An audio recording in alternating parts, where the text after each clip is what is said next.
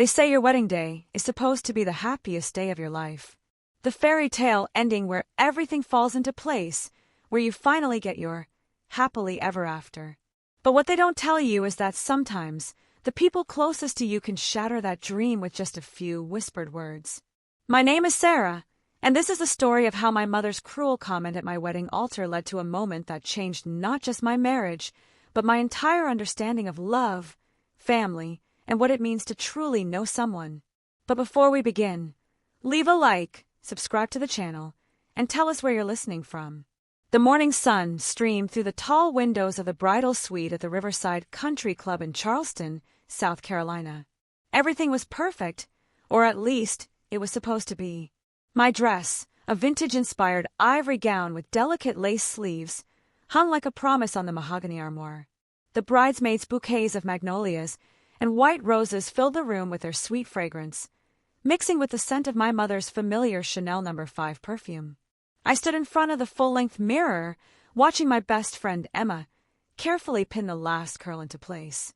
The woman staring back at me looked like a bride from a magazine, glowing skin, perfectly applied makeup, not a hair out of place. But inside, I felt like I was watching someone else's life unfold. "You look absolutely stunning, Sarah," Emma said, stepping back to admire her handiwork. "James is going to lose his mind when he sees you." James, my fiancé of 2 years, soon to be my husband. Dr. James Mitchell, pediatric surgeon at Charleston General, volunteer at 3 different charities, and according to everyone who knew him, the perfect man. Tall, dark-haired, with kind brown eyes and a smile that could light up a room. He coached Little League on weekends, called his elderly grandmother every Sunday, and had proposed to me on the beach where we'd had our first date, complete with a photographer hidden behind the dunes to capture the moment. "I still can't believe you're marrying James Mitchell," my cousin Lisa said from the couch, where she was carefully applying her lipstick. "I mean, every single woman in Charleston has been trying to catch his attention for years." "Tell me about it," my mother said, appearing in the doorway with a champagne flute in her hand. At 55, Patricia Hoffman was still a striking woman, blonde hair always perfectly styled, designer clothes that fit her like they were made for her, and the kind of confident bearing that came from growing up in one of Charleston's oldest families. When Sarah first brought him home, I thought she was joking. I kept waiting for the punch line. I felt a familiar knot form in my stomach. My mother had always had a way of disguising her criticisms as jokes, delivering them with a smile that never quite reached her eyes. But today was my wedding day. Surely she wouldn't. "Mom," I said, forcing a laugh, "you've been saying that for 2 years. I think you can admit by now that he actually loves me." She took a sip of her champagne and studied me with those calculating blue eyes I'd inherited from her. "Of course he loves you, sweetheart. I just never understood why." The room fell silent. Emma's brush froze halfway to my hair. Lisa's lipstick tube dropped to the floor with a small clatter. Even the sounds from the wedding preparations downstairs seemed to fade away. "What's that supposed to mean?" I asked, my voice barely above a whisper. My mother waved her hand dismissively. "Oh, don't be so sensitive. You know what I mean. James is, well, he's James. Successful, handsome, from a good family. And you're—" She paused, her eyes scanning me from head to toe. "You're sweet. Very sweet." The way she said sweet made it sound like a consolation prize. Like it was something you settled for when you couldn't have anything better. "Patricia," Emma said firmly, I think maybe I know my own daughter," my mother interrupted, her voice taking on that steel edge I remembered from my childhood. "I'm just being realistic. Marriage is hard enough without going into it with unrealistic expectations." I turned back to the mirror, but the woman staring back at me had changed. The glow was gone, replaced by something hollow and uncertain. My mother's words echoed in my head, "And you're sweet." As if that was all I was. As if that was all I'd ever be. "We should head down," I said, my voice steadier than I felt. "The ceremony starts in 20 minutes." The wedding march began, and I found myself at the back of a church, my arm linked through my father's. St. Michael's Episcopal Church was packed with 300 guests, their faces turning toward me with the kind of collective smile that wedding crowds always wore.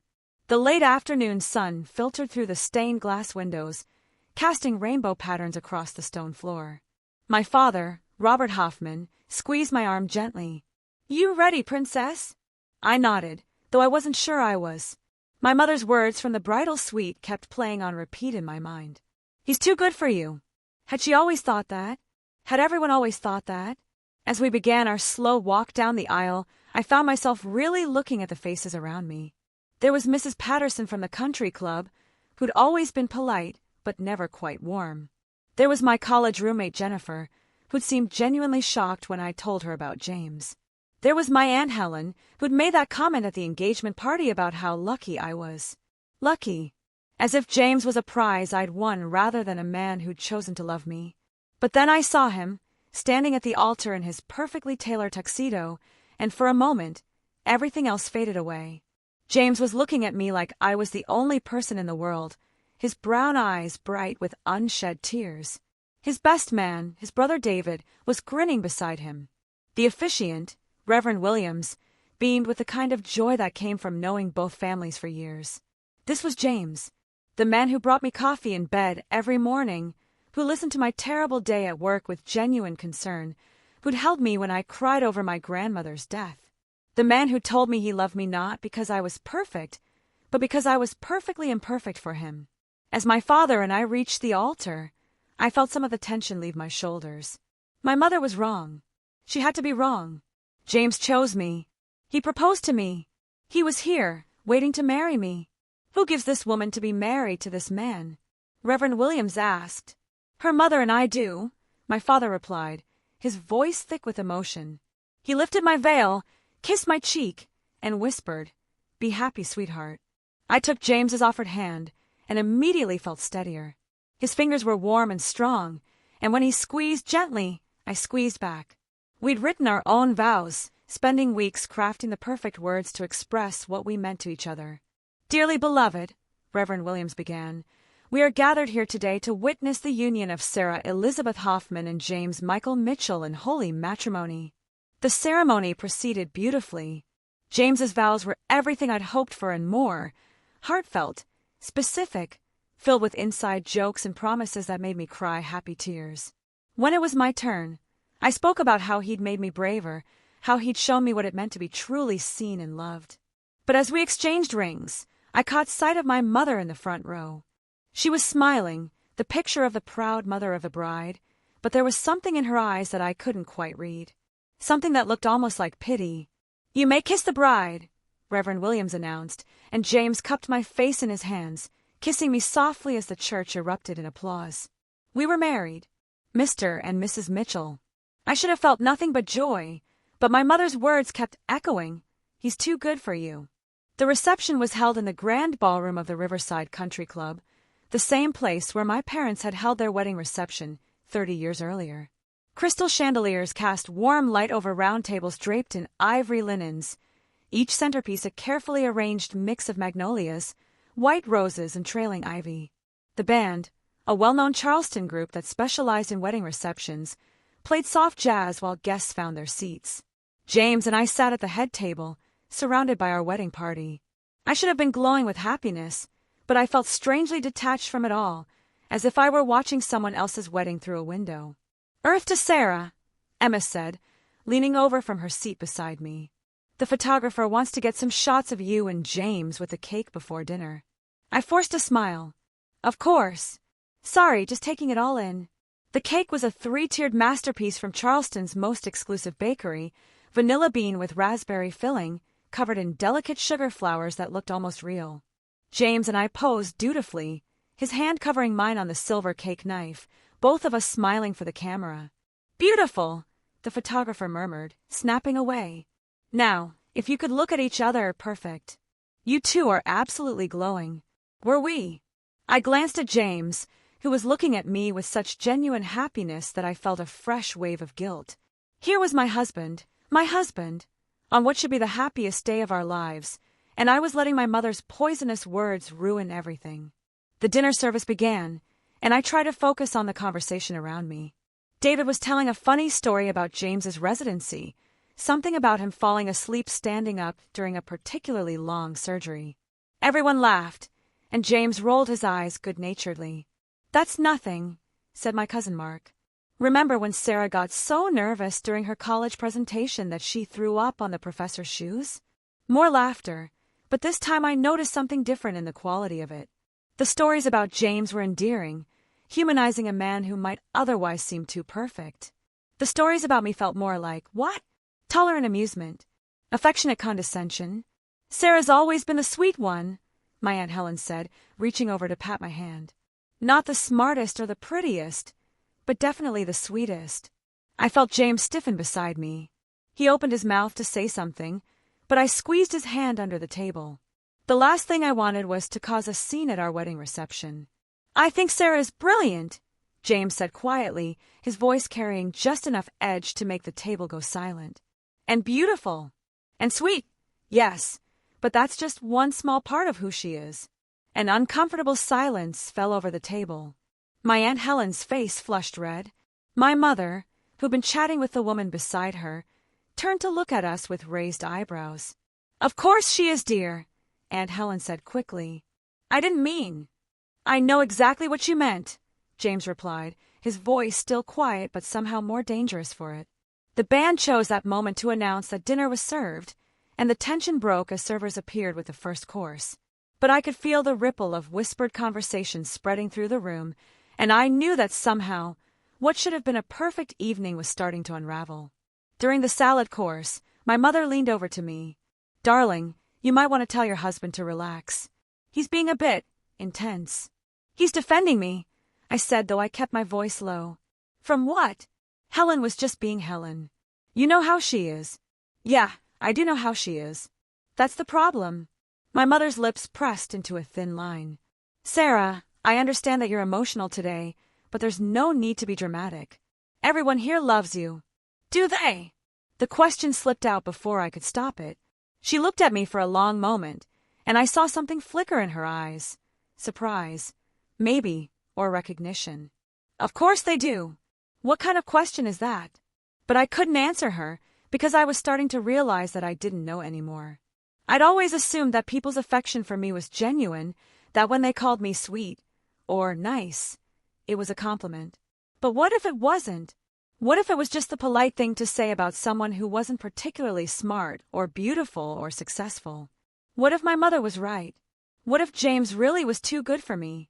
The speeches began after the main course. David, as best man, went first. He told the story of how James had met me, how he'd come home from our first date talking about this amazing woman he'd met at the hospital fundraiser. How he'd driven David crazy for weeks, talking about me constantly, asking for advice on how to ask me out again. I've never seen my brother like this, David said, raising his champagne glass. James has always been focused, dedicated, maybe a little too serious. But Sarah brought out this whole other side of him. She made him laugh. She made him happy. Really, truly happy. Everyone clapped, and I felt tears prick my eyes. This was how it was supposed to be. This was the love story I believed in. Emma spoke next, sharing memories of our friendship, how she'd known James was the one from the moment she met him. He sees Sarah the way she deserves to be seen, she said. Not just as the sweet girl everyone thinks they know, but as the intelligent, funny, compassionate woman she really is.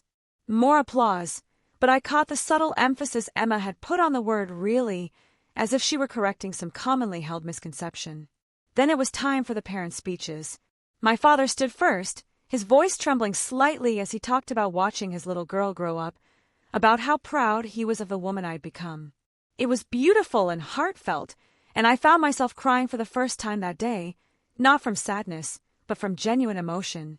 James's parents spoke next, welcoming me to their family with warmth and sincerity.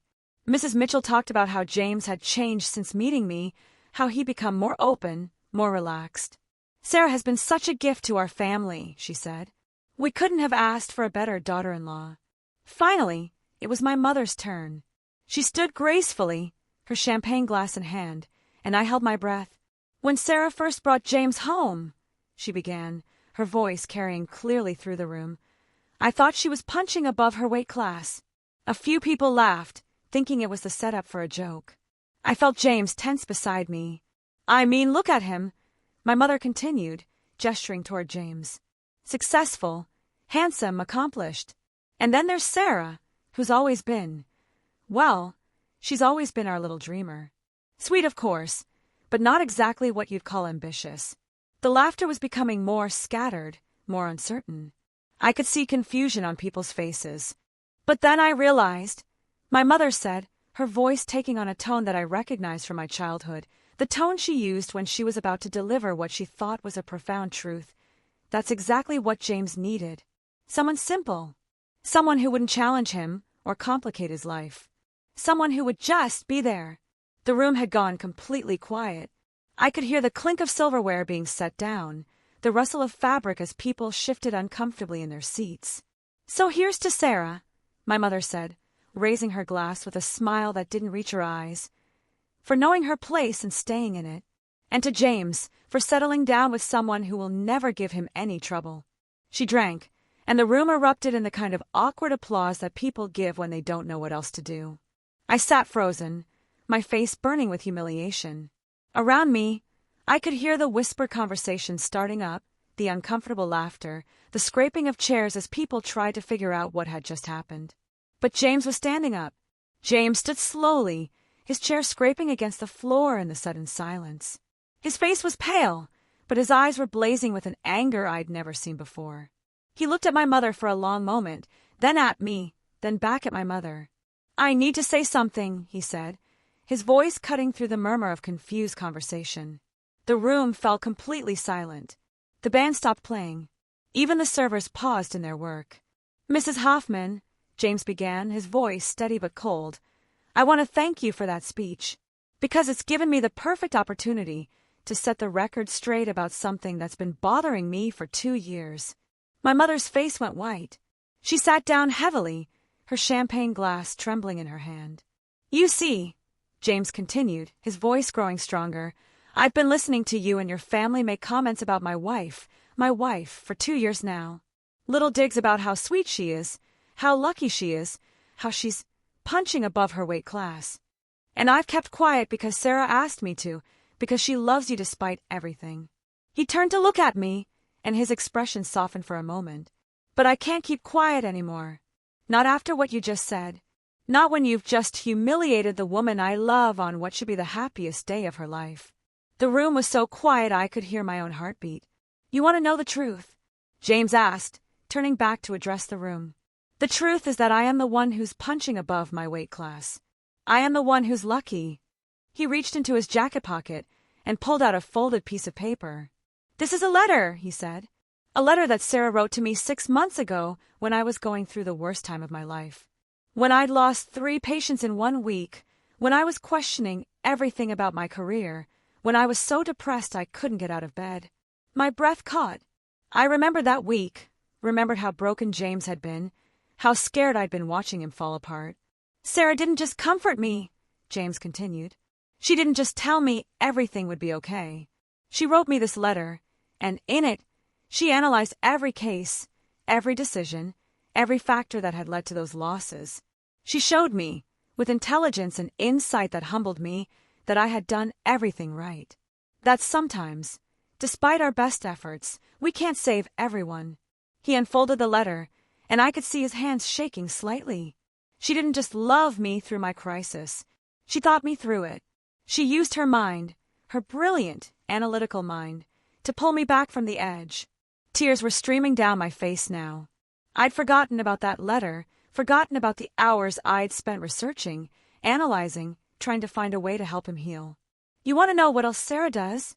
James asked, his voice rising. "She volunteers at the Literacy Center every Saturday, teaching adults to read. She's been doing it for 5 years. She's never mentioned it to any of you because she doesn't do it for recognition. She does it because she believes everyone deserves the chance to learn." I saw Emma's face light up with recognition. She'd driven me to the Literacy Center countless times, but I'd never talked about it with my family. "She's also been secretly paying for her co-worker's daughter's college tuition," James continued. "A single mother who couldn't afford to send her kid to school. Sarah has been giving her $300 a month for 2 years, and she made me promise never to tell anyone." The room was completely silent now. I could see my mother's face crumbling, could see the realization dawning in her eyes. "But here's the thing that really gets me," James said, his voice breaking slightly. "The thing that makes me so angry I can barely speak. Sarah thinks you're right. She thinks she's not good enough for me. She thinks she's just sweet little Sarah who got lucky." He turned to face me directly. "But the truth is, Sarah, that you are the strongest, most intelligent, most compassionate person I've ever met. You're not simple, you're profound. You don't lack ambition. You have such a deep sense of purpose that you don't need external validation to feel worthy." I was sobbing now, years of insecurity and self-doubt crashing down around me. "The reason I fell in love with you," James said, his voice soft but carrying clearly through the room, "isn't because you're sweet, or easy, or because you'll never give me any trouble. I fell in love with you because you challenge me every single day to be a better person. Because you see the world with such clarity and compassion that you make me want to see it that way too." He walked around the table to where I sat, kneeling beside my chair.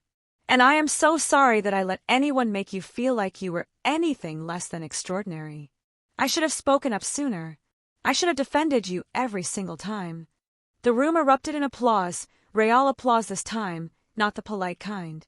People were crying, cheering, standing up. But I barely noticed any of it because James was taking my hands in his, looking at me with such love that it took my breath away. "I love you, Sarah Mitchell," he said. "Not in spite of who you are, but because of exactly who you are. And if anyone in this room has a problem with that, they know where the door is." The rest of the reception passed in a blur of warmth and genuine celebration. It was as if James's speech had broken some invisible barrier, and suddenly people were approaching me with real stories, real connections. My coworker Maria, whose daughter's tuition I'd been helping with, had tears in her eyes as she hugged me. Several people from the Literacy Center had apparently been there all along, and they surrounded me with love and gratitude. But the most important conversation happened near the end of the evening, when my mother finally approached me. She looked older somehow, diminished. Her perfectly styled hair was slightly mussed, and her makeup was smudged from crying. She stood in front of me for a long moment, seeming to struggle with what to say. "Sarah," she finally began, her voice barely above a whisper, "I need to apologize." I waited, not sure what to expect. "I've been jealous," she said, the words coming out in a rush. "Jealous of your happiness, of your contentment, of the way you move through the world without needing everyone's approval. I've been jealous of the way James looks at you because your father stopped looking at me that way years ago." She paused, wiping her eyes with the tissues. "I convinced myself that you were settling, that James was settling, because I couldn't bear to admit that you had found something I'd never had. Real love, the kind that sees you completely and loves you anyway." "Mom!" "No, let me finish," she said, holding up her hand. "I've spent so many years trying to make you smaller, trying to convince you that you weren't good enough, because if you were extraordinary, then what did that make me? What did that say about the choices I'd made?" She took a shaky breath. "But watching James tonight, seeing how he defended you, how he sees you, I realize that I've been wrong about everything. You're not the ordinary one, Sarah. You're not the one who settled. You're the one who knew what real love looked like and had the courage to accept it." I felt tears spring to my eyes again. "Mom, I love you. I always have. But I can't keep letting you make me feel small." "I know," she said, nodding. "I know, and I'm going to do better. I'm going to get help. I'm going to figure out how to be the mother you deserve instead of the one I've been." We hugged then, and for the first time in years it felt real. Not perfect, we had a long way to go, but real. Later, as James and I sat in the bridal suite, still in our wedding clothes but finally alone, I found myself thinking about the journey that had brought us to this moment. "Thank you," I said softly, "for seeing me, for defending me, for loving me enough to fight for us." He pulled me closer. "Thank you for being worth fighting for being exactly who you are, even when people tried to convince you to be less." "I'm sorry I let her words get to me," I said. "I'm sorry I doubted us." "You don't need to apologize for that," he said, stroking my hair. "We all have voices in our heads telling us we're not good enough. The important thing is that we don't let those voices win." I looked at my husband, and felt something shift inside me. For the first time in my life, I saw myself the way he saw me. Not as sweet little Sarah, who got lucky, but as a woman who was chosen, who was loved, who was worthy of that love. "I love you, James Mitchell," I said. "I love you too, Sarah Mitchell," he replied. "And I'm going to spend the rest of my life making sure you never forget how amazing you are." As we sat there in the quiet of our first night as a married couple, I realized that my mother had been right about one thing. James was too good for the woman I'd been pretending to be. But he was exactly right for the woman I actually was, the woman I was finally ready to become. The wedding hadn't been perfect. It had been messy and painful and revelatory, but it had been real. And sometimes, real is better than perfect. Sometimes, the truth that comes out at the altar isn't the one you expect. Sometimes, it's the one you need to hear. And sometimes, love doesn't just expose more than you're ready to face, it gives you the strength to face it anyway. 6 months later, I stood in front of the same mirror where I'd gotten ready for my wedding, but this time I was preparing for something different. I was about to give a speech at the annual Literacy Center fundraiser, sharing the story of how reading had transformed not just the lives of my students, but my own life as well. In the mirror, I saw a woman who looked familiar but somehow different. The same brown eyes, the same smile, but there was something new there. Confidence, maybe, or just the quiet knowledge that I was exactly where I belonged. James appeared behind me, adjusting his tie. "You ready for this?" I nodded, smoothing my dress. "I think so. Are you sure you don't mind that I'm telling our story?" "Are you kidding?" he said, kissing my temple. "I'm proud of you. I'm proud of us. And I think our story might help other people realize that they're worth fighting for too." As we walked into the ballroom together, I thought about how much had changed since our wedding day. My relationship with my mother was still a work in progress, but it was actually progressing. She'd started therapy, and our conversations had become more honest, more real. My father had apologized for staying silent for so many years, and we'd grown closer than we'd ever been. But the biggest change was in me. I'd stopped apologizing for taking up space. I'd stopped trying to make myself smaller to make other people more comfortable. I'd started believing that I was worthy of love, not because I was perfect, but because I was perfectly imperfect. As I took the stage that night and looked out at the audience, I saw faces that reflected my own journey. People who'd been told they weren't smart enough, good enough, worthy enough. People who'd been made to feel small by the very people who should have been lifting them up. "My name is Sarah Mitchell," I began, my voice strong and clear, "and I want to tell you about the day I learned that love isn't about settling. It's about seeing and being seen. It's about choosing each other, not once, but every single day." And as I told our story, the messy, imperfect, beautiful truth of it, I realized that the woman my mother had whispered about at my wedding was gone. In her place stood someone new, someone who knew her worth, who demanded to be seen, who refused to be diminished. Someone who was exactly good enough for the love she'd found. Someone who was finally enough. If you like this story, leave your opinion in the comments, and of course, leave a like and subscribe. Turn on the notification bell so you don't miss any videos. Big hug and see you soon.